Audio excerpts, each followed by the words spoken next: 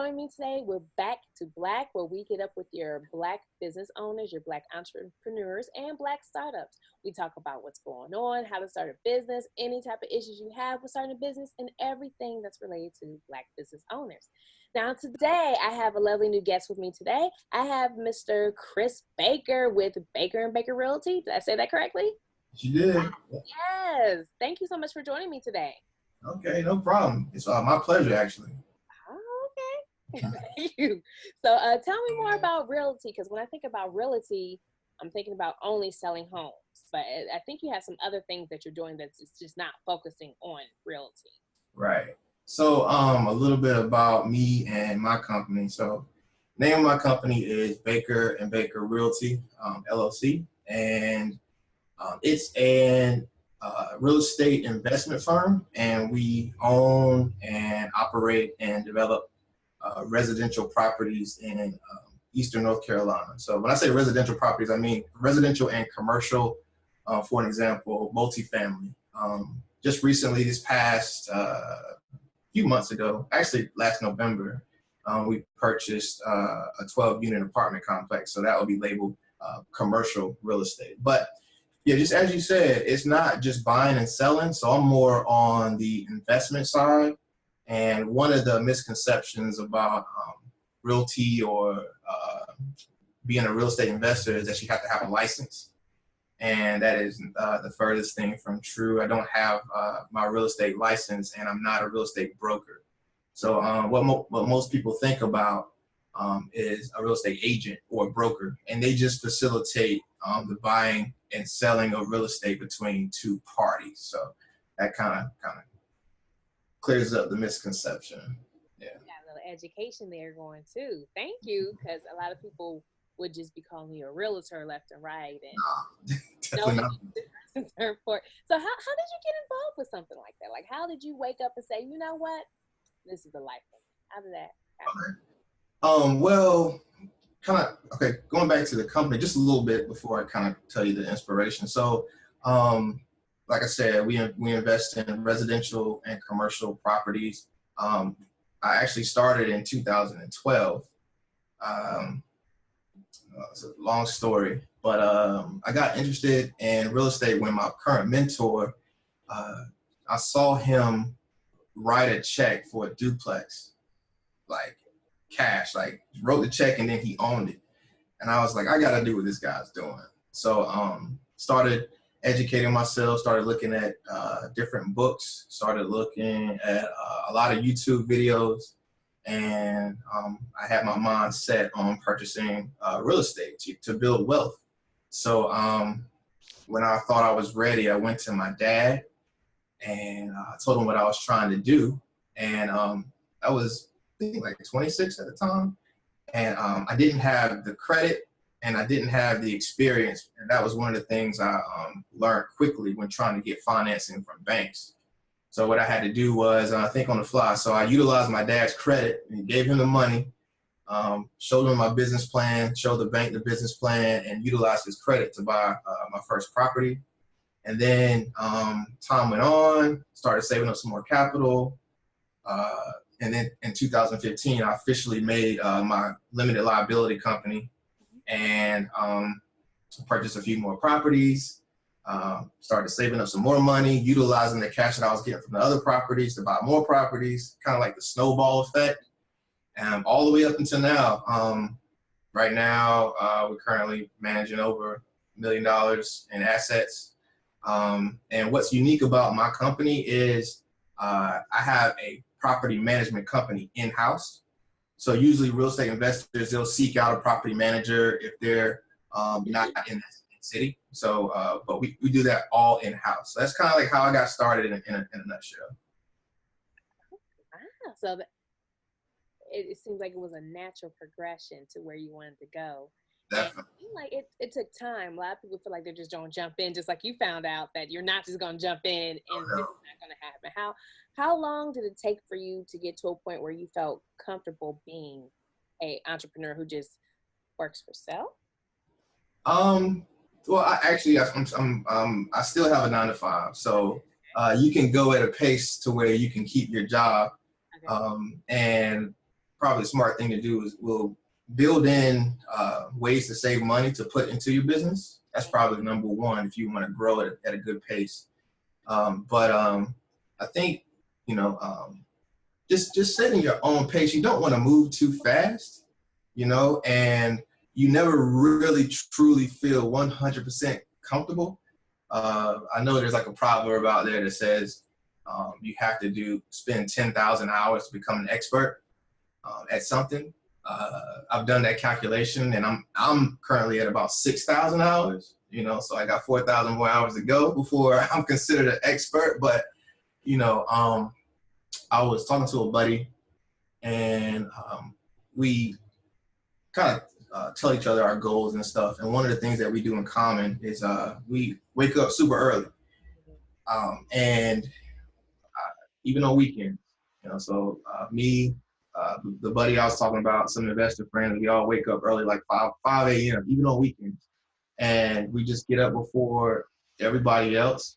I like to come down to my office and just read or look at YouTube videos or look at any type of material to make me progress toward that 10,000 hours, basically. And, you know, and you'll be surprised. You know, I have a 9 to 5, and I like my job. My job hopefully likes me. I got my job shirt on right now. I just recently got off work. But when you build in those hours in the morning, you'll be surprised how much work you can get done. And then when you look back, you'll see how many hours you spent to get closer to your goal. So that was a long spiel. Oh, I like it. I like it. And I like the fact that a lot of people feel like you have to quit your 9 to 5 to have business, but that's not the case. You can do. So how do you manage your 9 to 5 and your business so that you're not stressed out, so you're not running yourself down? Right. So yeah, you don't want to burn yourself out. So you really have to, for one, prioritize your time. Um, if I have something pressing at work, I focus on that. You know, I built my business to where I don't have to be in it all the time. You know, I have a team of folks, and over time, I just systematized my business, took a few processes, okay, delegated that to somebody. Took a few more processes, delegate that to somebody, to where it can pretty much run by itself. And then once you get to that level, I guess, you can focus on other things. And you know, if I have something pressing at work, I just focus on that. I don't really try to grow my business as fast as I can, put 100%, you know, time into that. But at the same time, I really don't neglect it either, because I build in those hours in the day and on the weekends to properly devote time to that for growth. One other thing, you have to, I wouldn't say, oh, I probably already said it, don't go too fast. Really take your time, because it's going to be there. You know, I look at it as a baby, like this is my baby, and I'm doing everything to make sure I nurture it properly. You know, so if you nurture it properly, you can do other things like a 9 to 5 and be okay. Right, right, right.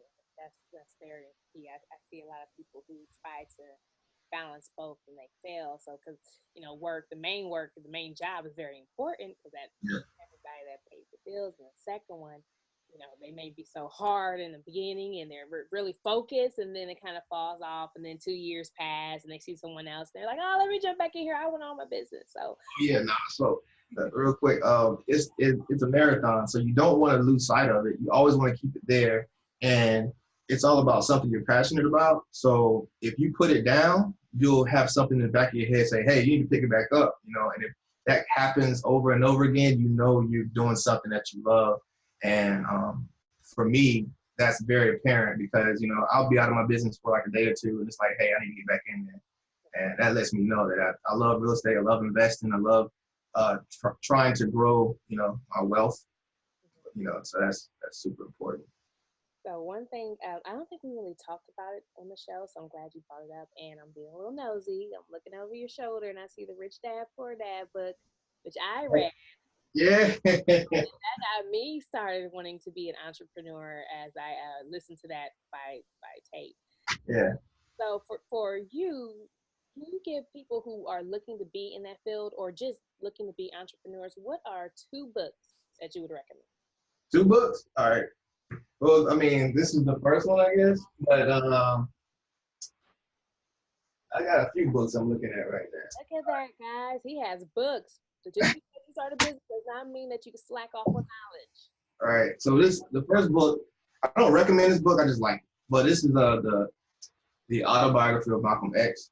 Mm-hmm. And this book changed my life. You know, if you read this book, you'll see the layers of Malcolm X and how he was super smart, but whatever he put his mind to, he was super devoted. You know, when he first started out, he started out in crime, but he was like the best criminal. Like everybody admired him. Then when he went to jail and put his mind into what he was doing, learning Islam, he was like the best Muslim. Like he was 100% devoted to anything that he did, and he stood out. You know, that kind of spoke to me. Next book is Why Should White Guys Have All the Fun? Perfect. Yeah, so it's a book, kind of like an autobiography of Reginald Lewis. So he was the one of the first black men to do billion-dollar corporate buyouts. So I have another business.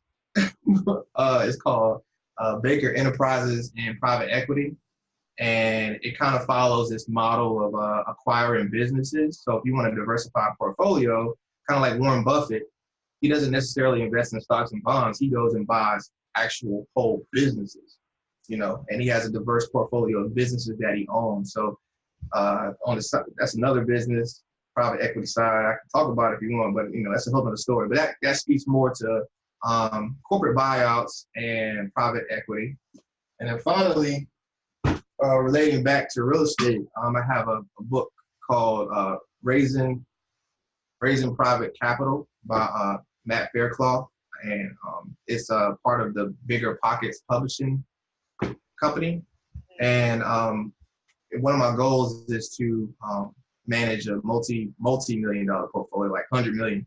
And to get to that level, like a Grant Cardone, you have to use or raise capital from private investors. So I think we're in this unique time and this unique market right now where more and more Black people are becoming affluent. We have more professionals and more of America's industries right now. Like a lot of my friends, they got friends that work for Amazon, Google, work for Apple, you know, and these doctors and these young professionals, you know, they want to grow wealth too. You know, they have super good jobs, but one of the ways to build wealth is through passive income. So not only investing in the stock market, where you get maybe like 8 to 12% returns annually. What I want to do is offer another product. So some of my real estate deals, we're getting maybe 40% return on our money. So I want to offer that to, you know, young professionals, some of my colleagues and friends and classmates, to help them build wealth too, so we can, you know, build wealth together. So I know that was a lot, but you know, no, that was good. And you brought up Grant Cardone, which I'm not sure a lot of people know, but Grant Cardone, he also pushes a lot of the 10 times, 10x. yeah. So if you're going to do something, make sure you times it 10 because you're supposed to be able to expand your market more, and it helps you solidify the audience that you're trying to speak to and the sales that you're trying to get to. So he's really a marketing guru. Yeah, he's huge, man. He's killing. He's one of my role models. Oh yeah, I like him, and I do enjoy Gary Vaynerchuk. Oh yeah, I listen to him all day. he's a good talker, man. He can definitely like convince you and persuade you. Correct. So you'll be the next one. We won't have to worry about looking up to them. We'll be looking up to you soon, Chris, because I can't wait for that. We can look up to each other. Right. So before I let you go, I want to switch gears. We're doing also a kind of series for HBCU alumni. And Okay. looking again, I'm stalking you in the back. I'm seeing, what is that, Alpha Phi Alpha? Did I get that right? Mm-hmm. Alpha? Alpha Phi Fraternity Incorporated, yes. I'm so sorry. And we have North Carolina A&T as well, right? Yeah. So tell me your experience with HBCUs. How do you think that played into you wanting to be an entrepreneur? Did you have that kind of did they help you out with that of being on your own and independent and taking the world by the horns, or why would you advocate going to the HBCU, and how do you think it affects your path today? I think HBCUs are important and vital to helping you know your self-worth. Mm-hmm. Um, for me, I come from a small town in North Carolina, uh, mixed race, probably like 60-40, 60 white, 40% black. My parents are from like the country, like Southern accent, you know, and you just used to certain things. And then when by me going to A&T, I was surrounded by all kinds of black folks from all different backgrounds. People from all over, West Coast, East Coast, down south, and then people who were fluent, people who weren't, and all of that mixed together. But collectively, being black, you didn't have to put up any type of guard because at the end of the day, everybody was the same. And at the time, unknowingly, that's what happened. Side note, I got my degree in industrial engineering, and I got my master's in industrial engineering. And one of my graduate advisor pushed me like to the max. I think if it wasn't for her, I wouldn't be who I am because she saw something in me. Like I really didn't care about. I mean, I made good grades, but I really didn't care about anything. I was, caring about being cool, looking cool, clothes, girls, all that stuff. But uh, she saw something in me, and then she pushed me until I saw it in myself, and that gave me the confidence. She pushed me to do a thesis for my graduate school, and that was like the hardest thing I ever did. And after I did that, she started treating me as an equal and not as a student, and I was like, oh man, this is crazy. So, kind of that mixture of those interactions with peers, professors, all of the HBCU molded me to who I was, and that translated into in 2015, I went to a predominantly white private school, George Washington University here in DC, to get my MBA in finance, and it was completely different. It was a culture shock, and I was kind of taken aback because not the familiar faces, and for a split second there was like a moment of doubt. Oh, am I good enough? But then that quickly dissipated because when we first started getting our grades back and we first started doing projects and stuff, I was like, hold up, man. I'm like, I don't want to be like I'm better than anybody else, but I was like, oh man, I'm damn sure good. I'm good, and that confidence just sent me on a projection that put me to where I am now. So like anybody who sees this and want to get started is like, know your self-worth and know that you're just as good as anybody else. Don't doubt yourself. And if you just have that, if you project that confidence, man, people will treat you completely different. If you walk around with your tail between your legs, people are going to treat you accordingly. So be great, know you're great, and don't let anybody think that your greatness is a bad thing. So just shine and do your thing. That's what's up. Well, thank you so much, Mr. Chris Baker, for joining us today with Back to Black. We wish you and your business well. We can't wait to see you doing bigger and badder things. But before we go, if people are interested in learning more about you, your company, your businesses, where can they reach out to you? How can they reach out to you? Where should they visit you? So LinkedIn, my LinkedIn is Christopher D is in Delta Baker MS MBA. That's Christopher D Baker MS MBA. You also go to my private equity website. That's probably the best way. It's BakerEPE.com, BakerEPE.com, or you can email me at chris@bakerepe.com. And also, uh, my Instagram, it's C Dougie Bake, which is weird. It's SEEDOUGIE C Dougie Bake on Instagram. All right. Well, thank you so much for joining me today, Mr. Baker. And we can't wait to speak to you again. Oh, no problem at all. Had a great time. Guys, for joining us again with Back to Black, where we catch up with our Black business owners, shakers, and movers who make things great. If you have not checked us out before, please subscribe, please like, please turn on that notification bell so you know whenever you have a new video coming out. Don't be afraid to reach out to our participants because they are here to help you. If you see something you like, let us know. If you see something you don't, let us know. And please follow us on Instagram and send us a little shout out. Thank you so much and have a great day. Bye.